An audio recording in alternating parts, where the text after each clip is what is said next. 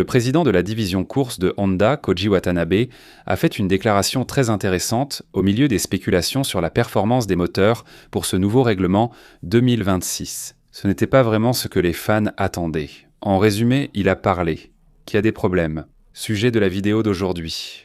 Bonjour amis de Resaka Motor, bienvenue dans une nouvelle vidéo. Je suis Mateusz Pucci et nous avons une déclaration officielle. Au milieu de tant de rumeurs que la Formule 1 connaît pendant cette période de pré-saison, les rumeurs sont naturelles, normales, puisque c'est un sport rempli de nombreux secrets.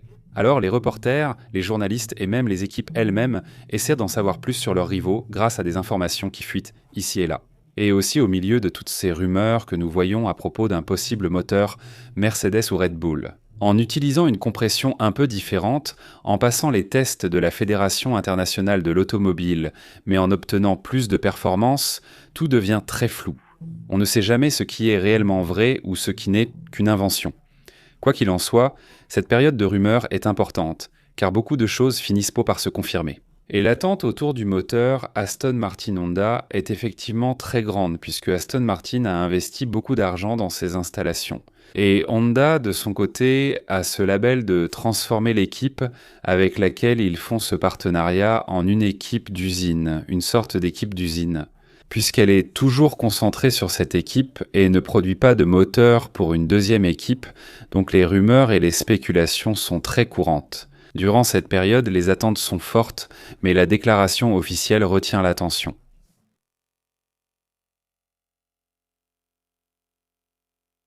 Où débute la plaisanterie ici ?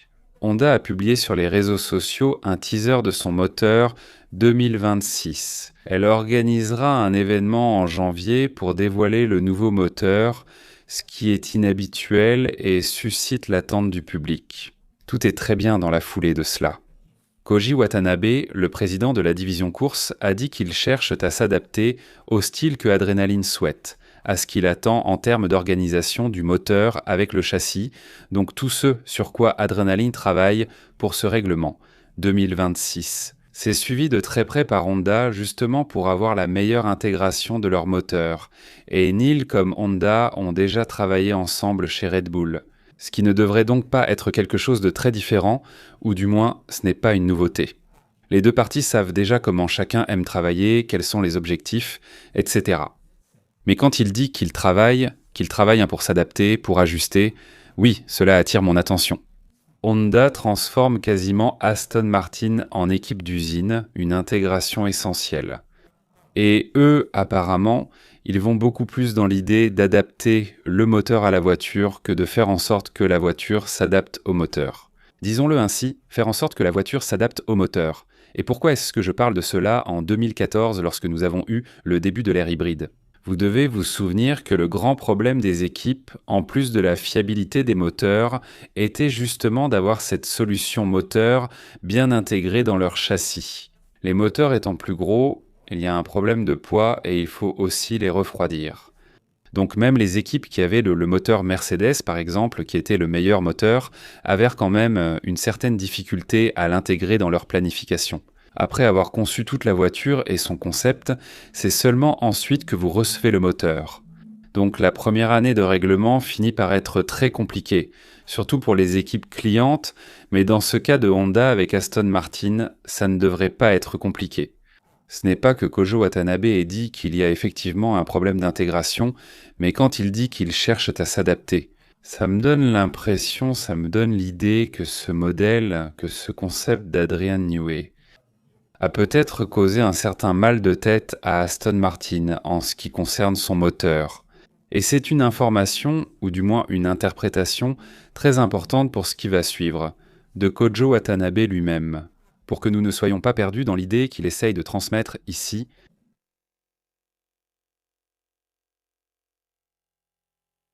Le grand patron, donc le président de la division, dit que oui, ils ont rencontré quelques problèmes lors des tests qui ont été réalisés, il y a eu quelques retards. Rien de fatal, rien de vraiment critique. Mon Dieu, tout le planning est perdu, nous avons tout perdu de ce que nous faisions, parce que le concept est mauvais, non ? D'après lui, ce n'est pas ça, mais il y a des problèmes, et ils cherchent à améliorer à la fois la performance et la fiabilité. Et ils ont encore besoin de ce temps, jusqu'en février, pour l'homologation du moteur afin d'atteindre l'objectif qui a été fixé en interne. Et là, ce sujet des objectifs est très intéressant, parce que chaque équipe a un objectif. Nous avons parlé dans une autre vidéo récente, ici, sur la chaîne que, en raison d'une limitation physique, cela ne devrait pas être très différent d'une équipe à l'autre. Parce que tout le monde travaille avec le même règlement et avec les mêmes limitations physiques, mathématiques, logiques, etc. Donc tout le monde devrait être à peu près au même niveau. Quand Red Bull et Ford annoncent publiquement atteindre leurs objectifs, Aston Martin, lui, déclare publiquement être en retard et avoir des problèmes. Cela laisse entendre que le moteur Aston Martin Honda, qui devrait être l'un des principaux en ce début de saison, peut-être ne sera pas aussi performant. J'ajoute ici une condition car c'est seulement sur la piste qu'on pourra voir jusqu'à quel point cela est une réalité. Peut-être qu'il sera moins performant que prévu et qu'il ne pourra pas vraiment rivaliser avec ses adversaires en ce début de saison. C'est une possibilité. C'est basé à la fois sur les propos du président, d'ici, de la division course de Honda, mais aussi sur ceux du personnel de Ford, donc cela ne sort pas de nulle part. Cette ligne de raisonnement a une base.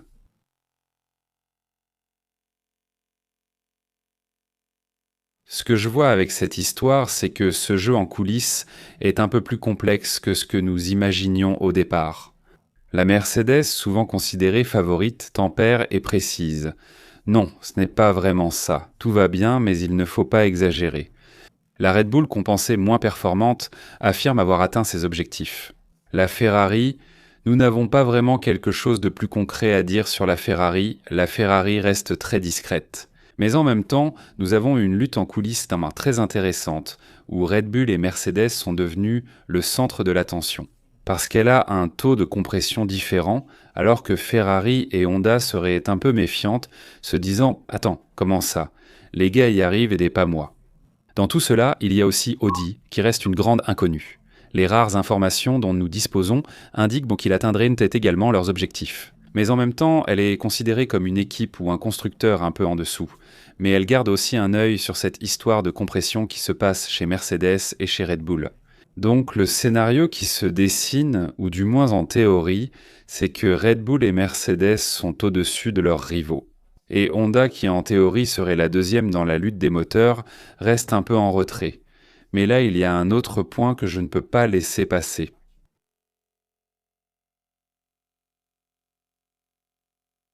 Et si ces objectifs de Honda, en réalité, étaient vraiment trop ambitieux, et si Honda travaillait avec des objectifs bien supérieurs à ceux de ses rivaux? Cela signifie que, même sans atteindre les objectifs fixés en interne, Honda pourrait quand même arriver avec un moteur très puissant.